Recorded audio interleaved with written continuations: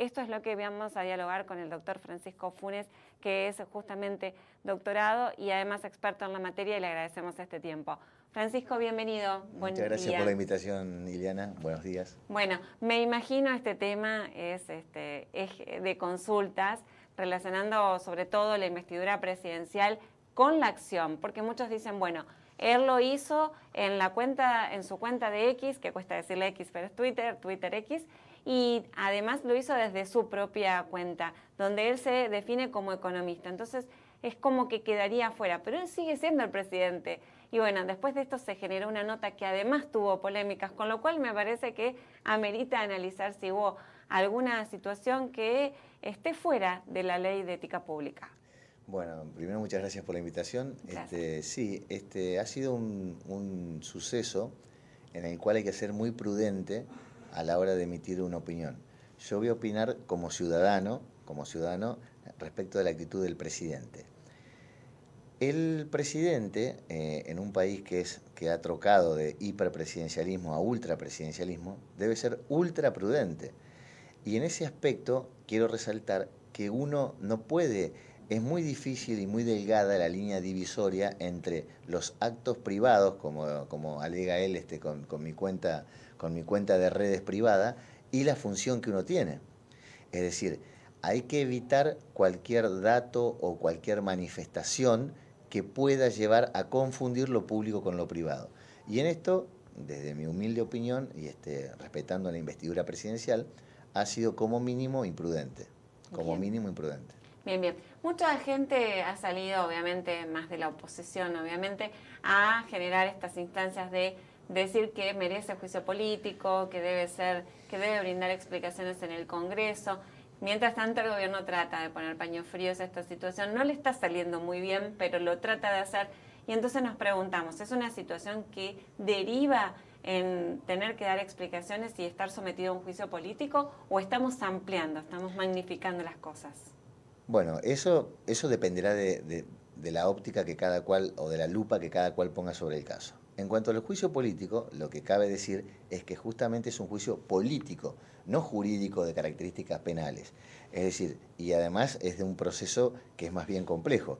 Primero tiene que reunirse la comisión de juicio político y sacar por mayoría un veredicto afirmativo para que proceda el juicio, después juntar las pruebas, después llevarla al plenario de la Cámara de Diputados, que es la comisión acusadora, y de ahí, si prospera, elevarlo al Senado. El Senado, la Comisión de Juicio Político del Senado, deberá evaluarlo y después finalmente juzgar. Todo eso lleva un tiempo considerable y hay que ver si políticamente se dan las condiciones para que proceda el juicio político. De ese juicio político y de las pruebas que se acumulen, eso puede servir como material documental para el juicio jurídico, llamémosle, o para la acción penal jurídica que eventualmente se pudiese llegar a incoar contra el presidente por su actuación. Bueno, de hecho hubo algunas presentaciones que se hicieron públicas respecto a cuestionar jurídicamente la acción del presidente por entender que no le correspondía realizar ese tipo de recomendación o difusión. Claro, y eso es así porque hay una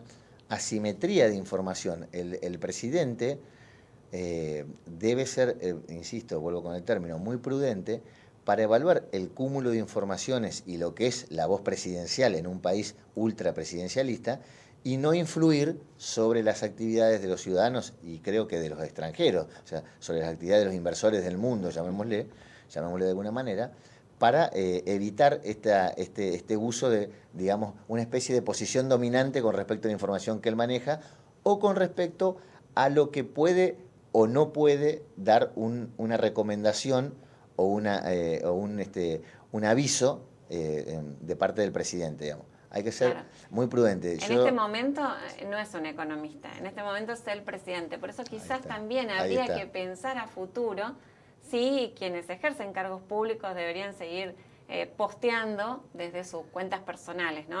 Digo, es una cuestión que se me ocurre en este momento. Comparto plenamente, bueno, la prudencia es la virtud de las virtudes, y quisiera hacer con respecto al suceso del presidente, no me lo has preguntado, pero quisiera hacer una mención a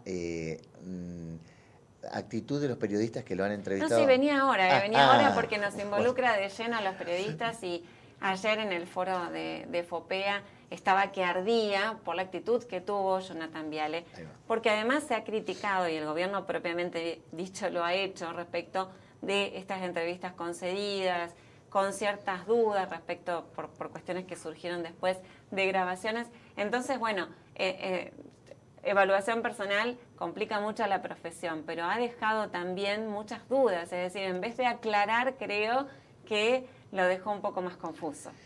Comparto plenamente lo que decís y te quiero decir que el periodismo, desde mi punto de vista, debe ser crítico, debe ser punzante, debe servir para debatir con robustez los asuntos de interés público. Entonces, si vos me decís que tenés una entrevista pautada y se da el devenir de la entrevista como se dio, inclusive con la intervención del ministro de Economía cortando la entrevista, uno podría llegar a pensar razonablemente que todas las otras entrevistas que ha dado a los que se ha dado en denominar periodistas oficialistas podrían haber estado editadas y arregladas. Entonces, ese no es el rol del periodismo. El rol del periodismo no es ser vocero del presidente. Para eso está Adorni o la Secretaría de Prensa de Presidencia, o Adorni en este caso, sí. El vocero. El rol del periodismo es ser crítico, punzante, buscar la verdad, tratar de ir más allá en función de la ciudadanía. No te olvides que la información en definitiva pertenece al pueblo, a los ciudadanos. Claro. Entonces, en función de eso, no debe ser complaciente la entrevista, sino que debe ser, de alguna manera, respetuosa, pero tratando temas incómodos. Recuerdo de la Konrad Adenauer preguntar al poder, las conferencias de prensa que tanto se reclaman y dejaron de existir no solo en este gobierno, sino en gobiernos anteriores. ¿Por qué no le pueden preguntar los periodistas lo que desean, respetuosamente, obviamente, a la investidura presidencial? Porque además es un cargo público, ¿no? Entonces, totalmente, quien está ejerciendo ese cargo debe dar las explicaciones que la ciudadanía quiere. Por supuesto. Y esto no es una monarquía, es una república y todos estamos al alcance de la ley. Por eso insisto, dos cosas. Prudencia en cuanto a los funcionarios públicos y en cuanto a sus declaraciones y en cuanto a sus manifestaciones en las redes sociales, por un lado. Y por el otro lado, actitud crítica, no complaciente, contrastando hechos y separando claramente lo que es la opinión, que cualquier periodista y cualquier ciudadano puede tenerla, separando claramente lo que es la opinión de lo que es la información. Entonces, esos son los postulados éticos o deontológicos de la profesión que hay que seguir y que le hacen mal a la profesión esto de hacer entrevistas complacientes o condescendientes con funcionarios de primera línea, sobre todo en un país, como vuelvo a repetir, ultrapresidencialista. Bien. Dos preguntas más, Francisco. ¿Vos crees que la investidura presidencial quedó afectada por este escándalo que la Casa Rosada trata de poner paños fríos, cambiar de tema, generar otras opciones, pero el tema hasta el viaje a Estados Unidos del presidente. Exacto, sigue ocupando al menos las primeras planas de los portales digitales y también nuestro tema como interés? Digo, ¿esto ha generado un daño que de alguna manera puede marcar futuras acciones? Bueno, yo creo, digamos, desde mi punto de vista personal, que sí. ¿Por qué creo que sí?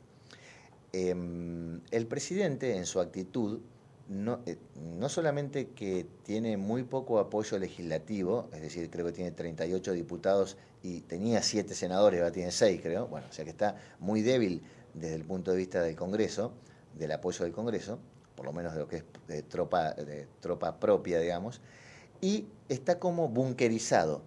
Está en el búnker con las personas que solamente pueden entrar al búnker. Entonces, esa es una actitud que ni siquiera en el ultrapresidencialismo es recomendable, porque ya que no tenés apoyo legislativo, deberías más que nunca tender los puentes y utilizar figuras como el jefe de gabinete, dialoguistas, y tratar de tender puentes para no aislar la figura del presidente, no aislarla, sino tratar de integrarla con la política. Este es un sistema político republicano y uno no puede tratar de desviarlo a un sistema de ultrapresidencialismo casi no dándole bolilla al Congreso o prácticamente queriendo usarlo como escribanía en otras épocas. Entonces ahora, el presidente debe interactuar en términos positivos y en términos democráticos con el Congreso, que no me parece que sea la postura. Yo escribí un artículo en La Ley en su momento que creo que también pasa por serenarse. El que conduce en cualquier área de la vida privada, de la familia, o más en la vida pública, siempre debe estar sereno, debe tratar de no contagiarse de la vertiginosidad y de la velocidad de los hechos y de la sociedad.